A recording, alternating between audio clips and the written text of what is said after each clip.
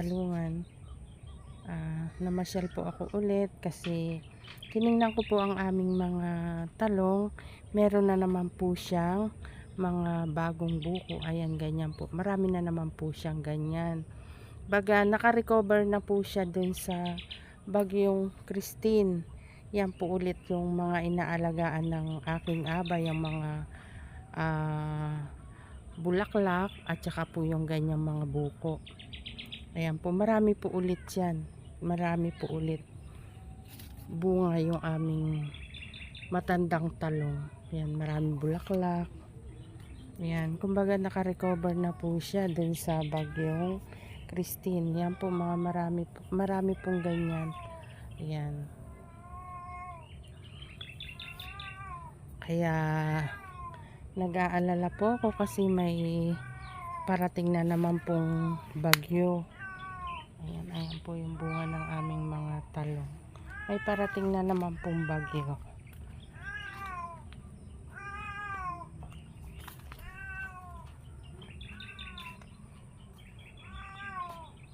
Pag po tinamaan na naman po ng hangin yung mga yan, ay sigurado po mga ngalaglag na naman yan.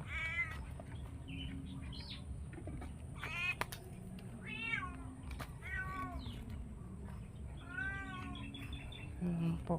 Kaya sana po ay wag naman pong dumaan ulit dito yung malakas na hangin para hindi po mga laglag yung aming mga bunga ng aming mga talong.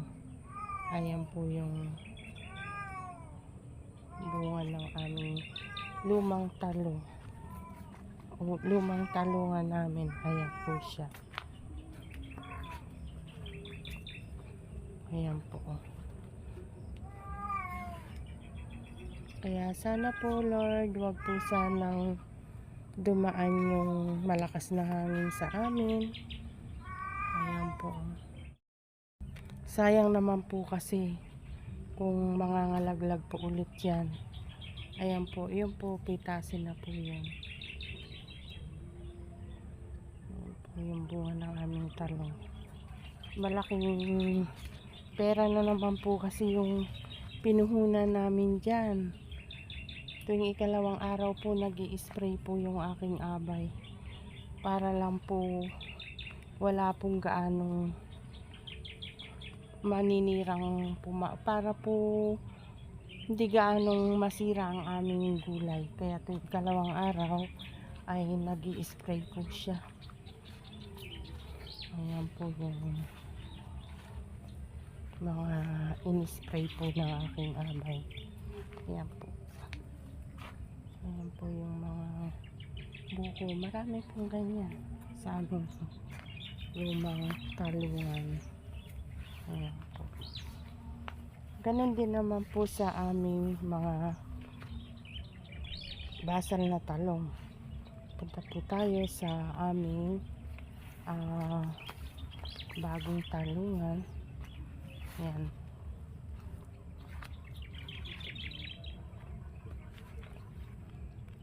Ayan po yung aming batang talungan na ng bagyong Christine po ay talagang dumapa po yung mga yan. Ayan po yung mga buko niya. Ayan po yung mga inalagaan ng aking abay sa spray. Marami po kasing buko ulit. Ayan. Ayan po. Ayan siya.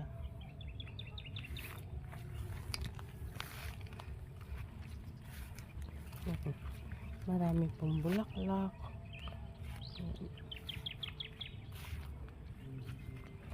Kaya nga po ang aking abay ay medyo nalulungkot kasi dahil nga po sa may bagyong parating, sunod-sunod pa man din. Ayan. Sana kagaya lang din ng nagdaang mga bagyo gaya ng bagyong Leon.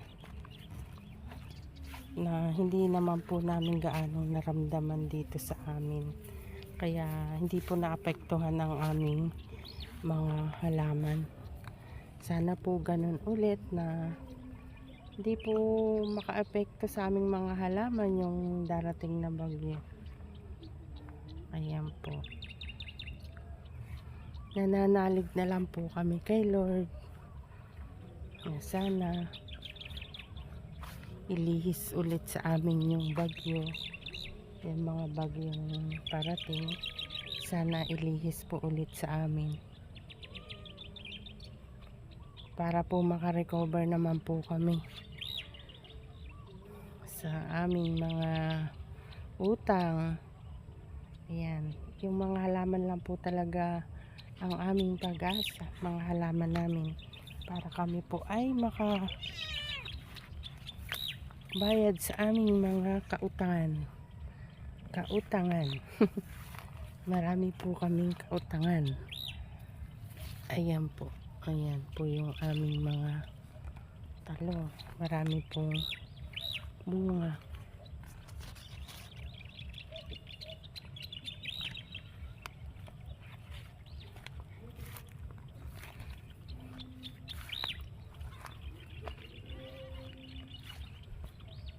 Hinihintay lang po ng aking abay na medyo dumilim pa ng konti bago po siya mag-start mag-spray.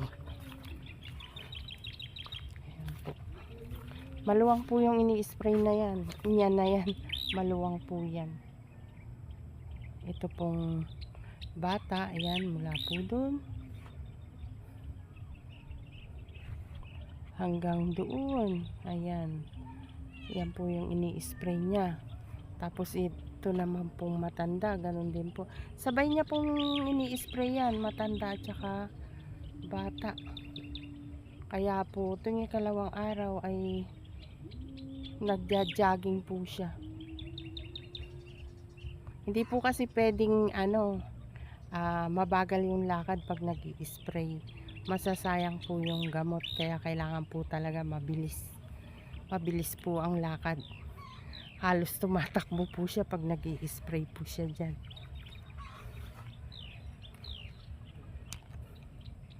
Ayan po. Ito pong matanda, pag natapos niya pong isprayin yan, pahinga po siya ng konti. Tapos start na naman po siya dito sa aming batang talungan nun. Ayan. Hindi naman po talaga dire-diretso yung niya. Nagpapahinga din po siya kahit na ilang minuto lang. Ayan po ang aming mga halaman na nakarecover na po dun sa bagyong Christine. Kaya sana pag na po dumaan dito yung iba pang mga bagyo, para po hindi masira ang aming mga inalagaang bunga. Ayan po, marami pong ganyan size.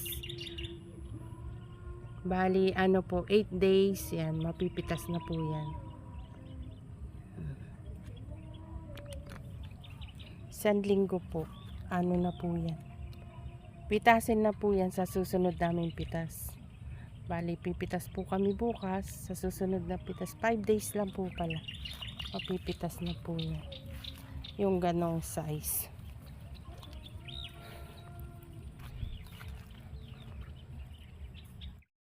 Ayun na yung aking abay. Pupunta na po siya sa kanyang power spray. Mag-i-start na po kasi siyang mag-spray. Gabi na po kasi. Madilim na.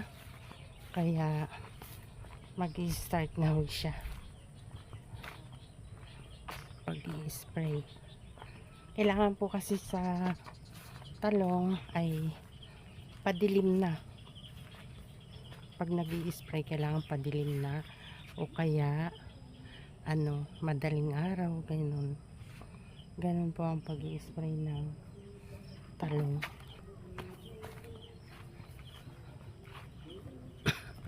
Ayan po. mag-aalas 6 na po, kaya start na po siya sa kanyang pag-spray. Hinalo niya po muna ang drum na may gamot. Ayan. Tapos lalagay niya na ho yung hose na sumisip-sip ng gamot. Ayun, no. Paanda rin na niya yung makina.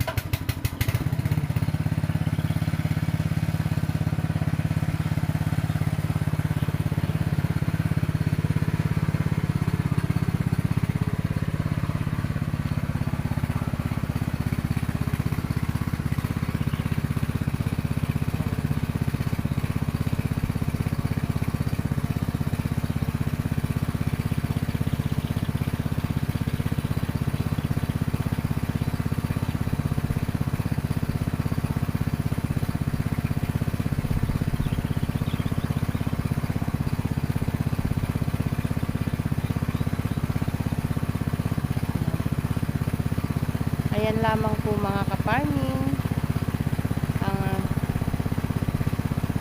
aking video para sa araw na to. Ayan, start na po siya mag-spray sa aming matandang talungan. Ayan po.